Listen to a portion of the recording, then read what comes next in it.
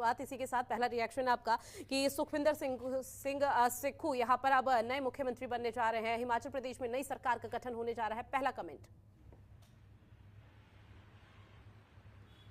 देखिए, पहली बात तो बधाई के पात्र हैं सारा कांग्रेस का संगठन, जिन लोगों ने मेहनत करी और जनता जनार्दन का बेशकीमती वोट उनको मिला और जनता ने एक स्पष्ट जनादेश दिया कांग्रेस पार्टी को। ये बहुत अच्छी वापसी करी है कांग्रेस पार्टी ने। और अगर हम भाजपा के दृष्टिकोण से बात करें, उनके लिए अब आत्ममंथन करने का विषय है कि ये क्या गलतियां हुई, क्यों जनता ने उनको नकारा।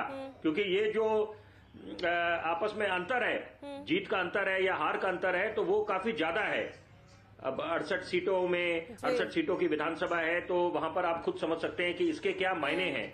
और अगर वो अलग बात है कि जो एग्जिट पोल के आंकड़े थे वो कांटे की टक्कर बता रहे थे, लेकिन यहां पर जनता ने बिल्कुल स्पष्ट कर दिया, एक ऐसा जनादेश दिया है जिससे कांग्रेस के हौसले भी बुलंद होंगे और उनके संगठन में नई ऊर्जा आएगी। और भाजपा के लिए बहुत कुछ सोचने के लिए, क्योंकि यहां पर बड़ा वाला चुनाव 2024 का सामने है।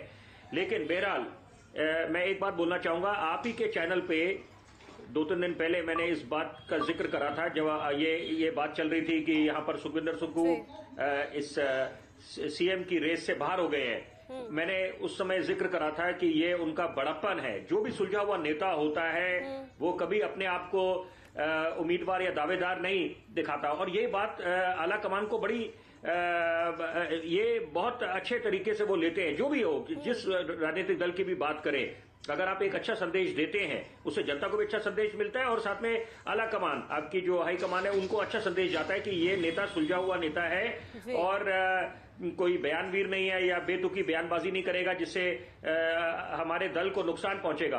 तो यही अपेक्षा करी जाती है नेताओं से। बहुत अच्छी एक नजीर पेश करी थी सुखविंदर सिक्खू ने। और अब क्योंकि यहां पर चुनौतियां बेशुमार हैं, अगर हिमाचल की बात करें तो यहां पर कई ऐसे काम हैं जो जनता उस उम्मीद में होगी कि यहां पर ये नई जो सरकार आएगी और जब वो अपना कार्यकाल शुरू करेंगे और साथ में मुख्यमंत्री अपनी आज उनकी शपथ ग्रहण, उसके बाद ये अच्छे तरीके से रफ्तार पकड़े। लेकिन डबल इंजन की सरकार नहीं है, लेकिन फिर भी यहां पर उम्मीद करी जाती है कि केंद्र और राज्य सरकार में तालमेल बना रहे। हालांकि देखिए, तालमेल के जो कयास है सर, ये हमेशा लगाए जाते हैं, लेकिन वो धरातल पर परिपूर्ण होते हुए नजर नहीं आते। लेकिन अगर यहाँ पर कांग्रेस का ही जिक्र करें, चूंकि हिमाचल में एक बार फिर से नई सरकार का यहाँ पर गठन होने जा रहा है और कांग्रेस के लिए आज का दिन बहुत मायने रखता है, तो ऐसे में अगर देश भर में कांग्रेस की जो स्थिति है वो फिलहाल कुछ खास नहीं है। एक तरफ भारत जोड़ो यात्रा यहाँ पर निकाली जा रही है ताकि लोगों से कनेक्ट हुआ जा सके। 2024 में जो लोकसभा चुनाव होने हैं उसके मद्देनजर कांग्रेस तमाम तरह की रणनीति बना रही है। ऐसे में एक राज्य और कांग्रेस के अब खेमे में जुड़ चुका है। पहले राजस्थान और छत्तीसगढ़ था, हालांकि जब तक चुनाव 2023 तक नहीं हो जाते, लेकिन अब हिमाचल प्रदेश में कांग्रेस के नाम आ चुका है। तो कांग्रेस क्या मजबूत स्थिति में अब उभर कर आ सकती है? आपका सवाल बहुत अहमियत रखता है और मैं उसका जवाब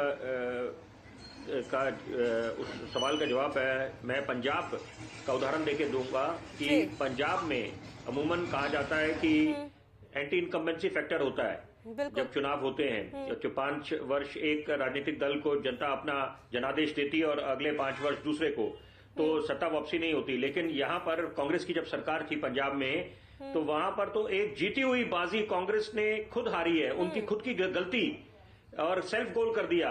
क्या कारण था कि इतने सुलझे हुए नेता कैप्टन अमरिंदर सिंह को नजरअंदाज करा गया, उनकी बातों को अनसुना करा गया और नवजोत सिंह सिद्धू की ताजपोशी करी गई, प्रदेश अध्यक्ष बनाया गया। वहां पर भी जब ताजपोशी हो रही थी, जब नवजोत सिंह सिद्धू को प्रदेश अध्यक्ष बनाया जा रहा था, वहां बिल्कुल जो बॉडी लैंग्वेज थी, जो खुल के जो तस्वीरें सामने आ रही थी, वो बहुत कुछ बयान कर रही थी। तो यहां पर और आम आदमी पार्टी ने अगर बाजी मारी है तो उसके लिए कांग्रेस भी जिम्मेदार है। आम आदमी पार्टी को भी श्रेय मिलेगा कि अगर जनता ने उनको जनादेश दिया है, सरकार चलाने के लिए 5 वर्ष दिए हैं, वो बधाई के पात्र हैं। लेकिन साथ में ये जरूर इस बात का आकलन करना पड़ेगा कि कांग्रेस की जो गलती है कि कांग्रेस ने तो क्योंकि शिरोमणि अकाली दल को जनादेश नहीं मिलना था, भाजपा को भी नहीं मिलना था। मुझे उस बात की गहराई में जाने की आवश्यकता नहीं है कि किसान आंदोलन की बात करें, और भी कई मुद्दे थे।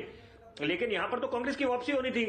और अगर आपने जैसे बात करी राजस्थान छत्तीसगढ़ की, तो यहां पर अब वक्त आ गया है, कांग्रेस को कमर कसनी पड़ेगी। एक अच्छी उन्होंने उनकी वापसी हुई है यहां पर, और उनके हौसले भी बुलंद होंगे और यहां पर संगठन में एक नई ऊर्जा आएगी। लेकिन साथ साथ अभी सफर काफी लंबा है, रणनीति में बदलाव लाना पड़ेगा। बड़ी जरूरी बात अब मैं बोलने जा रहा हूं, मैं अपने आप को रोक नहीं पा रहा। रणनीति में बदलाव लाने की आवश्यकता है और उसका मैं कारण बताना चाहूंगा आपको। ये आज एक नया ट्रेंड सा चल गया है, बोला जाता है आम आदमी पार्टी टीम ए है, टीम बी है भाजपा की, या आरएसएस का जिक्र करा जाता है।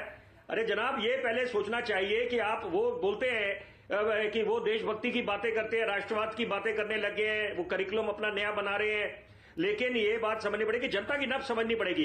अगर आप सेना के शौर्य पे सवाल उठाएंगे या सेना के मुखिया को अलग अलग अपशब्द बोलेंगे, तो उससे काम नहीं चलने वाला। कुछ आप राजनीति के लिए बेशुमार मुद्दे हैं, आप सरकार को घेर सकते हैं, मोदी सरकार की खामियां उजागर कर सकते हैं, बहुत अच्छी बात है। लोकतंत्र की यही खूबसूरती है, लोकतंत्र हमारा मजबूत होना चाहिए। मजबूत कब होगा? जब विपक्ष मजबूत होगा। और यहां पर कांग्रेस को उनका मकसद होना चाहिए कि 2024 के चुनाव में अच्छा वो उनका प्रदर्शन रहे। और साथ में अगर किसी तरह से, मैं उस अंग्रेजी का शब्द इस्तेमाल करूंगा, गॉड फॉरबिड, अगर सरकार नहीं बना पाते तो भी कम से कम मुख्य विपक्ष की भूमिका में नजर आए, जो अभी नजर नहीं आ रहे, तो वो तो उनको घेरना चाहिए। यहां पर तो आम आदमी पार्टी ऐसा लग रहा है कि मुख्य विपक्ष की भूमिका में आ रहा है। और कुछ मामले जो जनहित से जुड़े हैं, राष्ट्र हित से जुड़े हैं, खास तौर पे उसमें आप एक स्वर में स्वर मिलाएं। उसमें ये नहीं है कि ये भाजपा का एजेंडा है या कि किसी आरएसएस का एजेंडा है, ऐसी बात नहीं होती। जब टीका का जब इजाज हुआ, वहां पर भी राजनीति शुरू हो गई थी, वो भी क्या किसी से छुपा है? जग जाहिर है। तो टीका किसी भाजपा के दफ्तर में तो बना नहीं था। तो कुछ मामले में यहां पर अगर स्वर में स्वर मिलाया जाए, सत्ता विपक्ष एक मंच पे दिखाई दे। भाजपा को भी तारीफ करनी चाहिए आम आदमी पार्टी की, दिल्ली मॉडल की।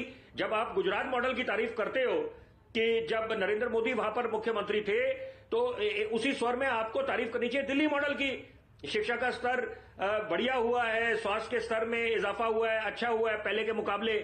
तो ये बातें हैं कि जो अच्छी नजीर कोई पेश करता है, मिसाल कायम करता है, उसकी तारीफ करें, वहां से प्रेरणा ले, तो ये राष्ट्र हित के लिए भी होगा। राष्ट्र निर्माण की जब हम बात करते हैं, हिंदुस्तान को विश्व गुरु बनाने की बात करते हैं, तो ये राजनीति को छोड़ना पड़ेगा।